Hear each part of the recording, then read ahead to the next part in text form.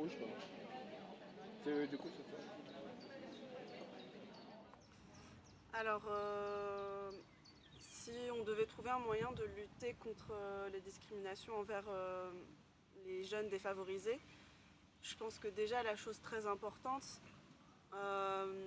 pour éviter l'exclusion surtout, c'est de mélanger les différentes classes sociales. Ces derniers temps, en tout cas en politique, on parle beaucoup de favoriser la mixité sociale dans les écoles. Et je pense que ça doit être fait très tôt, donc dès la maternelle, dès les écoles primaires. Et un autre moyen, je pense, efficace aussi pour lutter contre ça, c'est euh, je vais reprendre en fait une méthode que Léo Lagrange utilise déjà en ce moment. C'est pas forcément une discrimination envers les jeunes défavorisés, mais c'est contre la discrimination tout court. Ils font des interventions dans des établissements scolaires.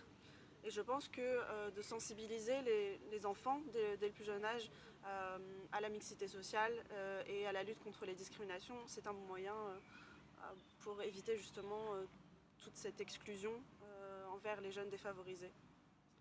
Et donc, du coup, j'aurais envie d'ajouter que ça doit être en fait un effort soutenu et ça ne doit pas s'adresser forcément seulement aux enfants parce qu'en fait, il y a tous les âges qui sont concernés par ces problèmes. Et donc, il faut aussi nous, comme des jeunes, et aussi nos parents, nos proches qui sont pas forcément, qui n'ont pas eu l'occasion d'être éduqués, on va dire, pendant l'école. Donc faut penser, faut réfléchir et faut pas juger avant de connaître d'autres gens. Et donc après, je pense qu'une autre chose qui aide beaucoup à la sensibilisation, c'est les échanges des jeunes. Donc partager avec ceux qui ne sont pas comme nous, donc ceux qui proviennent de cultures différentes. Les échanges aident beaucoup à partager, à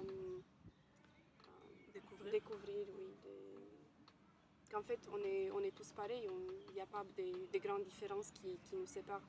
On peut, Et comme Madelina disait, alors effectivement, il faut sensibiliser tout le monde, tous les publics. Mais l'importance de sensibiliser dès le plus jeune âge, c'est que justement, tu permets pas ça doit être quelque chose qui se construit sur la durée forcément. Mais si les plus jeunes sont sensibilisés, ils peuvent en parler autour d'eux et ils grandissent aussi avec ces valeurs après. En tout cas, si les valeurs, ils les ont retenues, mais c'est un bon moyen pour commencer en tout cas. À moi de donner si c'est à moi de donner mon avis personnel en ce qui concerne les rencontres interculturelles, les expériences à l'étranger, moi je suis tout à fait pro ces genres des expériences. J'ai fait mon premier Erasmus en Espagne et après maintenant je suis en train de faire mon SVE pour 12 mois en France, à Lille. Et donc, je pense que ces genres des expériences sont très enrichissantes. Tu as l'opportunité de connaître des personnes qui ont la même passion comme toi, comme par exemple voyager, découvrir d'autres cultures et tout ça. Et après, donc si